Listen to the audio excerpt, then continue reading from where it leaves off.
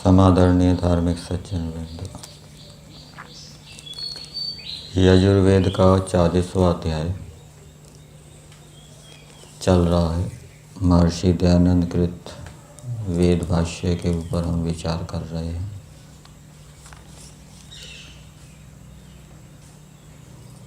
दूसरे मंत्र में कुर्वन्नेवेह कर्माणि, जिसके ये प्रारंभिक पद हैं, इस मंत्र के भावार्थ को पढ़ने से यह विदित होता है कि जब हम निरंतर बुरे कार्य करते रहेंगे तो हमारी बुद्धि वैसी बन जाएगी, बुरे कार्य ही हमें अच्छे लगेंगे, बुरे कार्यों में ही रुचि होगी। और यदि हम निरंतर अच्छे कार्य करेंगे, चाहे सकाम पुण्य हो या निष्काम कर्म हो, तो हमारी बुद्धि वैसी बन जाएगी। फिर उन्हीं कार्यों में, चाहे सकाम वेदोक्त पुण्य कर्म हो अथवा वेदोक्त निष्काम कर्म हो, उनमें ही हमारी रुचि होगी। अब हमें यह देखना है कि हमें अपनी बुद्धि कैसी बनानी है। बुरे कार्यों में रुचि उत्पन्न करनी है या अच्छे कार्यों में रुचि उत्पन्न करनी है। बुरे कार्यों में रुचि होगी, बुरे कार्य करेंगे तो उससे आयु घटेगी, अविद्या की प्राप्ति होगी और भी अनेक दुर्गुण हमारे जीवन के अंदर आ जाएंगे, अनेक प्रकार के दुखों की प्राप्ति होगी। वो हम नहीं चाहते। इसलिए हमें अच्छे कार्यों की बुद्धि बनानी चाहिए, अच्छे कार्यों में रुचि उत्पन्न करनी चाहिए।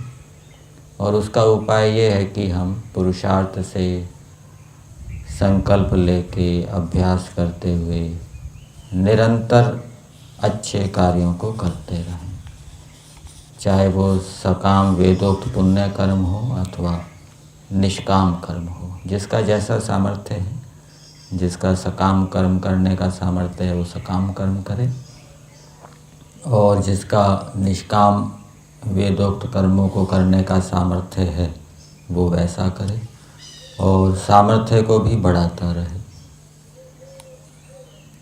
मंत्र संख्या 3 में 2 प्रकार के मनुष्य बताए हैं। मंत्र के प्रारंभिक पद है असूर्या नाम ते लोका।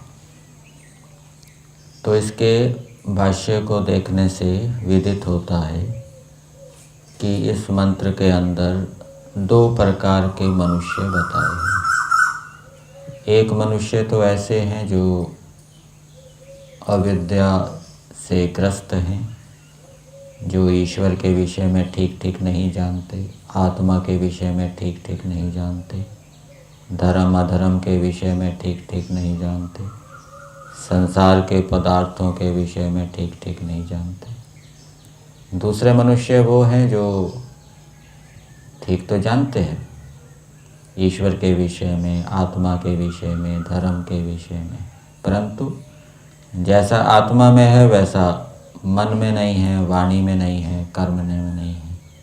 वो इस प्रकार के हैं। तो ये दोनों प्रकार के मनुष्य इस जन्म में भी बहुत अज्ञान दुखों को प्राप्त होते हैं और मरने के बाद भी अज्ञान दुख से युक्त जो भोग हैं उनको प्राप्त होते हैं। अब ये प्रश्न उत्पन्न होता है कि इन दोनों प्रकार के मनुष्यों में कौन अधिक अज्ञान दुख को प्राप्त होता है। तो इसका उत्तर हमें आगे के मंत्र में मिलेगा।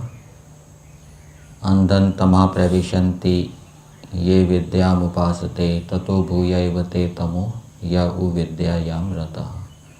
अर्थात जो अविद्या से ग्रस्त हैं वो कम अज्ञान युक्त भोगों को प्राप्त करेंगे, और दूसरे जो ठीक तो जानते हैं, विद्या तो है उनके पास, लेकिन शाब्दिक ज्ञान है, उसको वो आचरण में नहीं ला रहे, तो वो अधिक अज्ञान दुख से युक्त भोगों को प्राप्त होंगे।